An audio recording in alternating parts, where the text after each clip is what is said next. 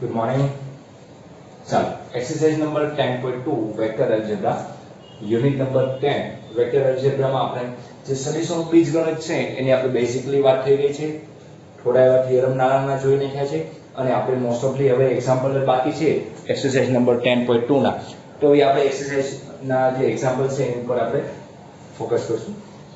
Okay, આજના લેક્ચરમાં હું થોડા એવા એક્ઝામ્પલ ગણાવું અને કાલના લેક્ચરમાં તમને એક વિભાજન એક સમજાવી દઈશ, એટલે આપણે એક્સરસાઇઝ કમ્પ્લીટ થઈ જશે। પછી આપણે આ શું છે એડિશન ઓફ વેક્ટર આપણે શીખીએ છીએ કે સદિશોના સરવાળા કરતા શીખીએ છીએ, એટલે સબટ્રેક્શન એવું બધું શીખીએ છીએ, યુનિટ વેક્ટર વિશે અભ્યાસ કર્યો છે। એન્ડ લાસ્ટ કાલ લેક્ચરમાં cosine vector, cosine angle and cosine ratio વિશે આપણે વાત કરી હતી, જે આપણે કાલના લેક્ચરમાં જોયું હતું। તો જનરલી જો તો 10.2 એક્સરસાઇઝ છે એડિશન ઉપર છે અને 10 કાઉન્ટ છે એ મલ્ટીપ્લિકેશન ઉપર કામ કરે છે। ઓકે, તો ત્રણ એક્સરસાઇઝ પહેલી જે છે હાઉ સિમ્પલ આપેલી છે, 10.4 અને 5 થોડી એવી સમજવા જેવી છે, પરંતુ કોઈ અઘરી કે એવી કોઈ વસ્તુ એમાં આવતી નથી। ઓકે, સિમ્પલ જ વસ્તુ છે, એટલે કોઈ ચિંતા કરતા નહીં તમારે, જસ્ટ તમારે શું કરવાનું છે, જે વસ્તુ કરાવો એનું રેગ્યુલર તમે જે બુક બનાવતા હોય તો બુકમાં લખતા જવાનું છે અને ખાલી કન્સેપ્ટ સમજતા જવાના છે। ઓકે, તો તમને વધારે ખ્યાલ આવશે અને વધારે ઈઝી પડશે। એટલે કે આ ચેપ્ટર અને પછીનું 3 ડાયમેન્શન જીઓમેટ્રી ચેપ્ટર છે જે લાઈન ઉપર ડિપેન્ડન્ટ છે। 3 ડાયમેન્શનમાં આપણે લાઈન વિશેનો અભ્યાસ કરવાનો છે અને પછીના ચેપ્ટરમાં પરપેન્ડિક્યુલર લાઈન હોય ને બીજાને ઇન્ટરસેક્ટ કરતી હોય તો કઈ રીતના હોય છે, બીજાને લંબ હોય છે કે xy છે। ઓકે, એવા ટાઈપના એક્ઝામ્પલ આપણે સોલ્વ કરવાના આવશે। બે યુનિટ આપણે પૂરા કરતા વાર નહીં લાગશે, કારણ કે બંને યુનિટ ઈઝી છે। જેટલું વહેલું પૂરું થાય પછી આપણે કોઈ પણ એક હાર્ડ ચેપ્ટર પ્રોબેબિલિટી અથવા એપ્લિકેશન ઓફ ડેરિવેટિવ સ્ટાર્ટ કરી દેવાનું છે। ઓકે, તો આ વાત થઈ આપણે કાલના ટોપિકની। તો કાલના ટોપિકનો તો આપણો ડી કોસાઇન એન્ડ ડી ખૂણાઓ એવી આપણે વાત કરી હતી કે ભાઈ કોસાઇન એંગલ અને કોસાઇન વેક્ટર કોને કહેવાય, કે સપોઝ તમે 3 ડાયમેન્શનની વાત કરો છો, 3 ડાયમેન્શનમાં કોઈ વેક્ટર r છે, જે વેક્ટર r છે એ x અક્ષ સાથે આલ્ફા નો એંગલ બનાવે છે, y અક્ષ સાથે બીટા નો એંગલ બનાવે છે અને z અક્ષ સાથે ગામા નો એંગલ બનાવે છે। તો આલ્ફા, બીટા અને ગામા છે એ તમારા શું છે તમારા એંગલ છે। એંગલ એટલે કે દિક ખૂણાઓ છે। શું છે તમારા દિક ખૂણાઓ કહેવાય છે। અને જે એના કોસાઇન ફોર્મ છે, cos alpha, cos beta, cos gamma, એને તમારા દિક કોસાઇન ખૂણાઓ કહેવામાં આવે છે। અને વેક્ટરને શું કહેવામાં આવે છે, દિક ખૂણાઓ આપણે કીધું એના વેક્ટર છે। ઓકે, કોસાઇન વેક્ટર પણ કહી શકાય છે। અને cos alpha, cos beta, cos gamma ને એલિમેન્ટ વડે પણ દર્શાવવામાં આવે છે। L cos alpha, M cos beta and N cos gamma. Okay, અને પછી એક એવો રેશિયોની વાત કરીએ તો એક એવી સંખ્યા હોય કે સદિશ r ના દિક કોસાઇન જે છે એ કોસાઇનના જે એંગલ છે એના પ્રમાણમાં હોય તો એવી સંખ્યાઓને દિક ગુણોત્તર કહેવામાં આવે છે, જેને જનરલી ABC વડે દર્શાવવામાં આવે છે। A L alpha, B A LR, B MR and C NR આપણે વાત કરી હતી। અને જનરલી આપણે x² + y² + z² ની વાત કરી હતી, તો સ્ક્વેર હારે બરાબર r² આવતું હતું। It means a² + b² + c² r² and l² + m² + n² = 1, એટલે કે cos² alpha + cos² beta + cos² gamma શું થાય છે, 1 થાય છે। દિક કોસાઇન જે આપેલા છે એ બધા એંગલોના સ્ક્વેરનો ટોટલ શું થાય છે, 1 થાય છે। એ આપણે કાલે પ્રૂફ કર્યું હતું, બીકોઝ cos આલ્ફા x/r આવ્યું and cos beta y/r and cos gamma z/r। Okay, તો એ રીતના આપણે એક્ઝામ્પલ નંબર 12 મો એક્ઝામ્પલ હતો એ આપણે સોલ્વ પણ કર્યો હતો કે ભાઈ દિક કોસાઇન જે છે એટલે કોસાઇન એંગલ તમારે ફાઇન્ડ આઉટ કરવાનો, તો એ આપણે કાલે એક્ઝામ્પલ જોયો હતો। ઓકે, તો હવે આજે આપણે જે જૂના એક્ઝામ્પલ બે બાકી છે પૂરા કરીને પછી આપણે પાછા દિક કોસાઇન ઉપર જશું। તો આપણે જૂનો એક્ઝામ્પલ નંબર 9 મેળવી પહોંચ્યા, exercise number 10.2 exercise number 10.2।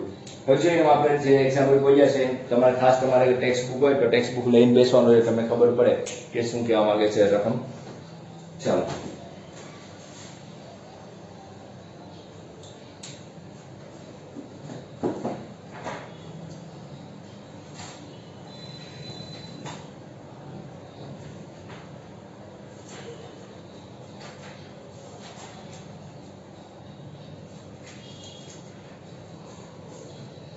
Example number આપણે 10મો એક્ઝામ્પલ પૂછ્યા હતા 10મો એક્ઝામ્પલ કોઈ 9 સુધી આપણે સોલ્વ કરી લઈએ 10મો એક્ઝામ્પલ શું કહે છે 5i - 6 + 2k 5i - 6 + 2k આવું આપેલું છે સદિશની દિશામાં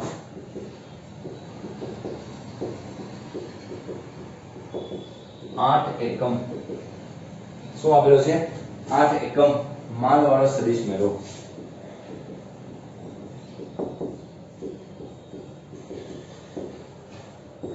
ઓકે આ રીતે તમને ઇક્વેશન માંગેલું છે શું કીધું જો કે તમને એમ કીધું છે 5i - j + 2k સદિશની દિશામાં એ જ દિશામાં 8 મેગ્નીટ્યુડ વાળો સદિશ મેળવવાનો છે સપોઝ આપણે સોલ્યુશનમાં જોઈએ suppose a is equal to 5i - 6 + 2k તો આનો મેગ્નીટ્યુડ ફાઇન્ડ આઉટ કરીએ તો મેગ્નીટ્યુડ is equal to શું થાય √ 25 + 1 + 4 એટલે કે 30 આવશે શું આવશે √ 30 આવ્યું હવે તમને શું કહેલું છે કે 8 મૂલ્ય આપેલું છે મૂલ્યની દિશાની વાત કરવાની છે તો આપણે 8 એકમ વાળો ઓકે 8 એકમ માન વાળો સદિશની વાત કરવાની છે તો આપણે લખીએ 8 એકમ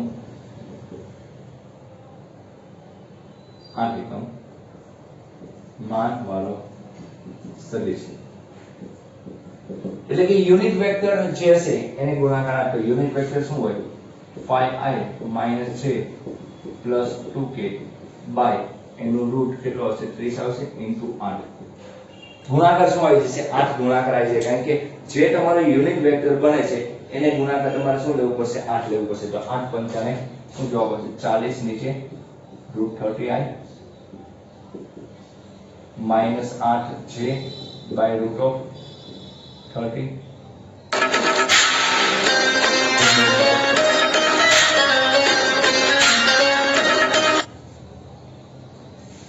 સોરી ફોન આવી ગયો -8 and 8 8 દૂને 16 by √.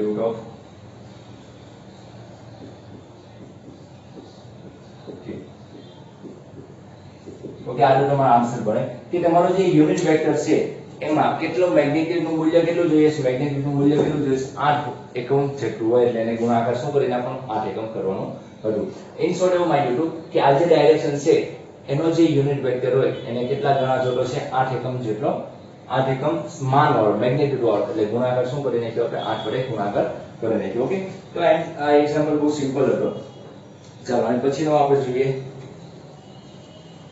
11મા નંબરનો એક્ઝામ્પલ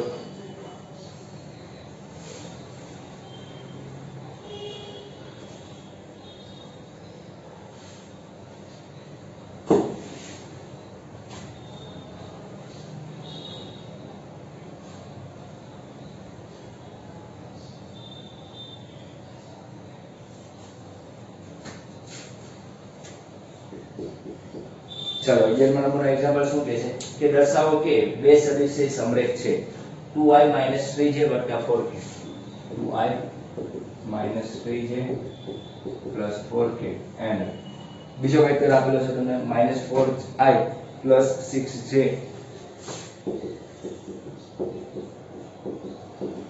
-8k કેવા છે સમરેખ છે એવું તમારે દર્શાવવાનું છે એટલે કે સાબિત કરવાનું તમને કીધેલું છે -8j ઓકે 8k 7 તો આપણે આને કોઈ નામ આપી દઈએ સોલ્યુશન આપણે જોઈએ સપોઝ આને a નામ આપી દઈએ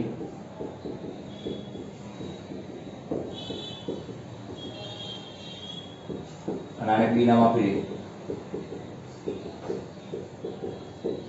તો સમરેખ માટે બે કન્ડિશનમાં બહુ સિમ્પલ હોય સમરેખ એક જ ડાયરેક્શનમાં બંને વેક્ટર હોય તો આપણે અને આ ધારો સપોઝ આ છે બે વેક્ટર ભલે મૂલ્ય અલગ અલગ હોય પરંતુ આ કેવા કહેવાય છે સમરેખ કહેવાય છે તો ડાયરેક્શન કોમન લાવવાની છે તો ઇન શોર્ટ બેમાં ડાયરેક્શન કોમન આવી શકે બે મેથડથી આવી શકે તમે સપોઝ આ બંને વચ્ચે એક સંબંધ છે સપોઝ તમે b માંથી -2 કોમન કાઢો તો 2i - 3j + 4k આવું તમે લખી શકો -2 કોમન કાઢો b -2 ઓફ a વેક્ટર લખી શકાય કારણ કે જો આ a વેક્ટર જેવો થઈ ગયો એટલે કે b = a where k = -2 k ની વેલ્યુ માઈનસ, તો કોઈ ફોર્મેટ નહીં અથવા કોઈ બે વેક્ટર ને કોઈ k ના ફોર્મમાં ગુણાકારમાં લખી શકાતું હોય કે બંને સદિશ કેવા છે, તો therefore a અને b કેવા ઘટકો છે, સમરેખ સદિશ છે. કેવા સદિશો છે, સમરેખ સદિશો કહી શકાય. કોઈ બે વેક્ટરને તમે આ રીતના ફોર્મેટમાં તમે કન્વર્ટ કરી શકો તો એને શું કહેવાય, બાળક સમરેખ કોલિનિયર કહી શકાય છે. અથવા એની બીજી મેથડ મુજબ તમે આ બંને સદિશનો ગુણોત્તર લઈ નાખો. સપોઝ આ બંનેનો x અક્ષનો ગુણોત્તર શું હશે, 2/-4, તેની વેલ્યુ શું હોય, -1/2, -3/6 એની વેલ્યુ શું હોય, -1/2, અને 4/-8 -1/2. ઓકે, એટલે ઇન શોર્ટ કે આ બધાનો ગુણોત્તર પણ કેવો આવે છે, કોમન આવે છે. આ બધાનો ગુણોત્તર કેવો આવે છે, કોમન આવે છે. એટલે કે 2/-4 -3/6 અને -4/8 કેવા છે, સમાન છે. આથી a and b કેવા છે, સમરેખ છે. કેવા છે, સમરેખ છે. તો સમરેખ માટે ઇન શોર્ટ ઈઝીલી કહી શકો તમે બે મેથડ થી તમે સ્કેલર નો યુઝ કરો. ત્યારે તમે શું કરો, સ્કેલર જે છે ઘટકો લઈને ગુણોત્તર જો સમાન આવી જાય તો પણ એને કેવા કહેવાય, સમરેખ કહેવાય. અને વેક્ટરના ફોર્મમાં આપવું હોય તો આ ફોર્મેટમાં કન્વર્ટ થઈ જવું જોઈએ કે બે વેક્ટર એકબીજા સાથે કોઈ k સંબંધ કેવો હોવો જોઈએ. તો k સંબંધ પોઝિટિવ પણ હોય, નેગેટિવ પણ હોય, એ કોઈ પ્રોબ્લેમ નથી. પરંતુ k કોઈ સંબંધમાં ગુણાકારના ફોર્મમાં આવી જતો હોય, એ રીતના કન્વર્ટ થઈ જતું હોય તો આપણે શું કહીએ, તો મીન શોર્ટ કોઈ વસ્તુ બંનેમાંથી કોમન કાઢવાથી અથવા કોઈ વડે ગુણાકાર કરવાથી બંને વેક્ટર કોમન બની જતા હોય તો એને શું કહેવાય છે, સમરેખ સદિશો કહેવાય છે. ઓકે, તો આ રીતના તમારે સમરેખ સદિશો મેળવી શકાય છે. ચાલો એની પછીનો એક્ઝામ્પલ જોઈએ. 12મા નંબરનો એક્ઝામ્પલ મેં કમ્પ્લીટ કરાવી દીધું છે તમને. 12મા નંબરનો દિક ખૂણાઓ કીધો છે આપણે, કાલ આપણે જોઈ ગયા છીએ.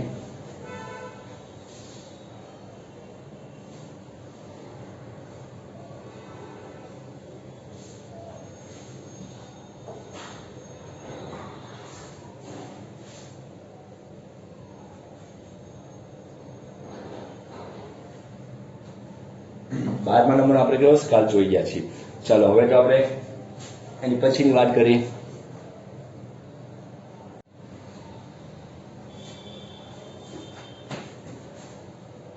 13મા નંબરની વાત કરીએ કે જે સદિશો a અને b,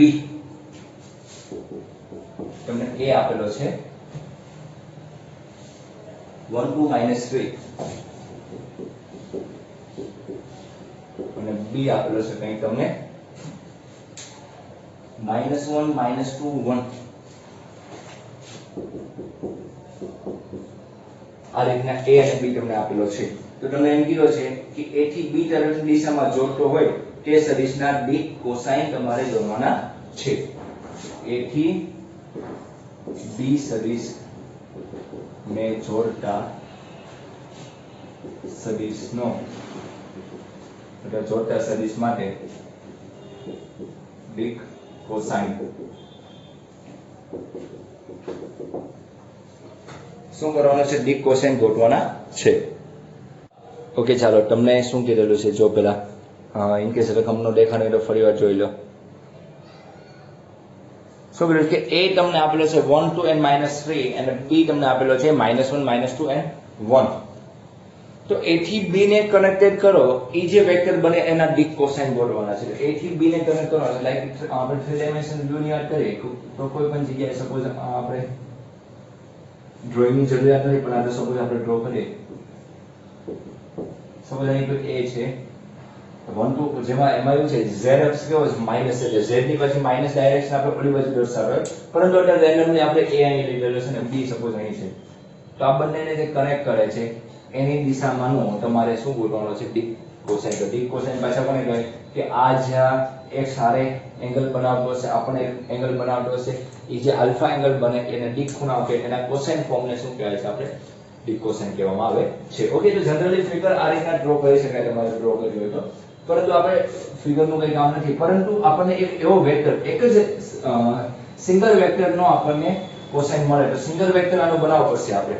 તો આપણે ઓરિજિન થી આપણે વાત કરીએ તો ઓરિજિન થી આપણે પોઈન્ટ લઈએ, સપોઝ OA છે આપણો ઓરિજિન થી પોઈન્ટ, તો તો OA આપણે નામ લઈએ તો O થી એનું આનું વાત કરીએ તો OA સદિશ કેટલું આપેલું છે 1 2 and -3 અને OB સદિશની વાત કરીએ તો શું આપેલું છે -1 -2 and 1 ઓરિજિન એટલે ઉદ્ગમ બિંદુથી આપણે વાત કરીએ તો AB વેક્ટર ગોતવાનો છે AB વેક્ટર એટલે કે અંતિમ માઈનસ પ્રારંભિક કરવું પડશે એટલે OB માઈનસ શું લેવો પડશે OA ઇટ મીન્સ -1 -2 and 1 અને વેક્ટરના ફોર્મમાં લખવું હોય તો આપણે વેક્ટરના ફોર્મમાં પણ લખી શકીએ છીએ -I -2j plus k minus of I plus 2j minus 3k.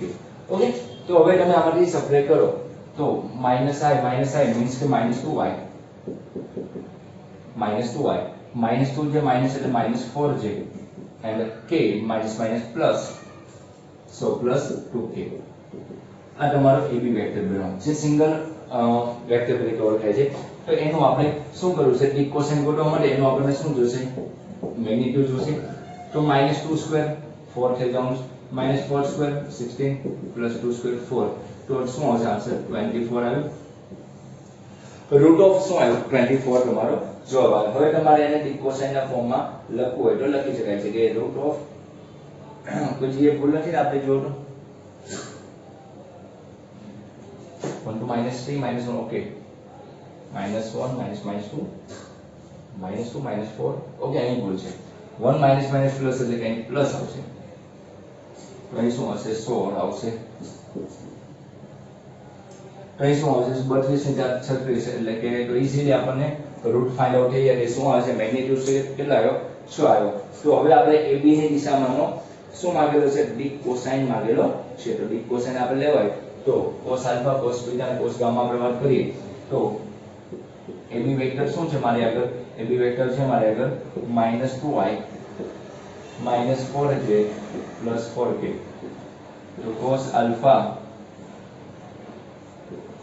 તમે યુનિટ વેક્ટર ગોતી નાખો તો પણ ચાલે યુનિટ વેક્ટર બંનેની ફોર્મ્યુલા કોમન છે x એટલે -2/6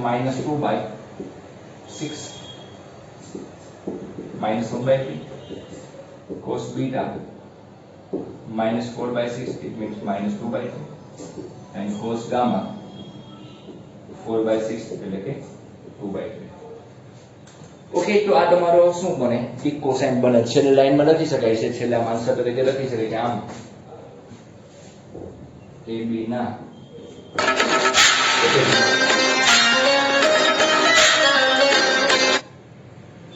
સોરી યાર આજે ફોન નો થોડો પ્રોબ્લેમ રહેશે AB ના ડી કોસાઇન -1/3 -2/3 and 2/3 છે -1/3 -2/3 અને 2/3 છે ઓકે તો આ શું આવ્યા તમારા AB જે વેક્ટર હતો એના ડી કોસાઇન તમને મળી ગયા છે AB વેક્ટર હતો એના ડી કોસાઇન મળી જાય ઓકે તો આ રીતના તમારે AB વેક્ટર તમારે પહેલા ફાઇન્ડ આઉટ કરવો પડે અંતિમ માઈનસ પ્રારંભિક કરવું પડે અને એ જે વેક્ટર આવે છે એના ડી કોસાઇન તમે જે યુનિટ વેક્ટર ફાઇન્ડ આઉટ કરી નાખો અને એમાંથી તમે જેના I સિવાયનો ઘટક લઈ નાખો -1/3 -2/3 અને +2/3 તો પણ એ શું છે ડી કોસાઇન જ છે ઓકે તો આની પછીનો એક્ઝામ્પલ જોઈએ આપણે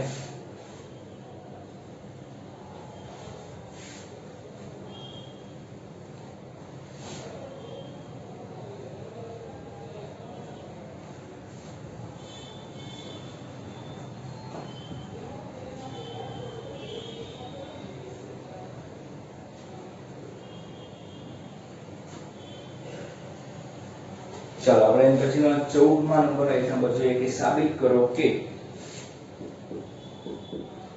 શું કીધું છે સાબિત કરો કે I + J + K I + J + K એ અનુક્રમે OX OY અને OY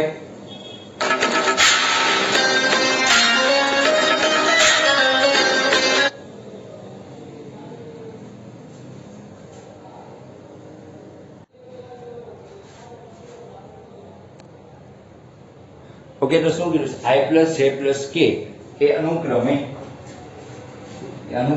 OX OY અને OZ સાથે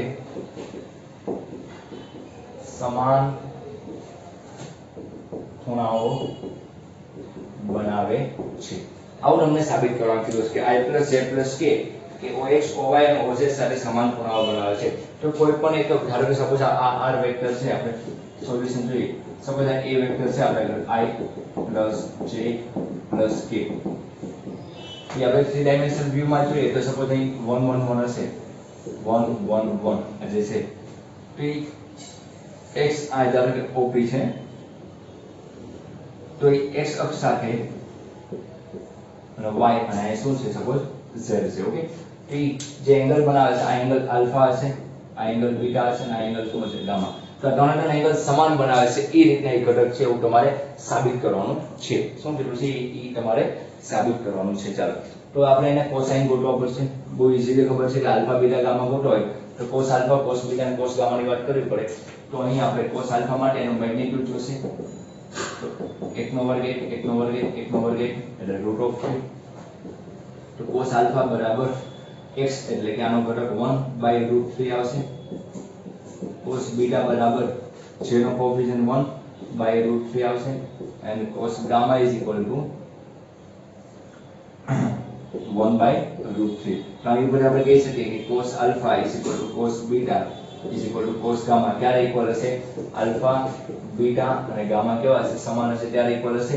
એટલે કે કહી શકાય કે I + Z + k છે એ OX OY અને OZ સાથે અનુક્રમે જે એંગલ બનાવે છે આલ્ફા બીટા અને ગામા, આ ત્રણ એંગલ કેવા મળે છે? સમાન એંગલ મળે છે. કારણ કે આપણે વેલ્યુ ફાઇન્ડ આઉટ કરી અને રૂટ અને ડી કોસાઇન ફાઇન્ડ આઉટ કર્યા એટલે કોસાઇન એંગલ ફાઇન્ડ આઉટ કર્યા 1/√3 1/√3 1/√3 મળે છે. એટલે અને આમ પણ તમે દર્શાવી શકો કે alpha is equal to cos inverse 1/√3, beta is equal to cos inverse 1/√3 and last આપણો છે gamma is equal to cos inverse 1/√3.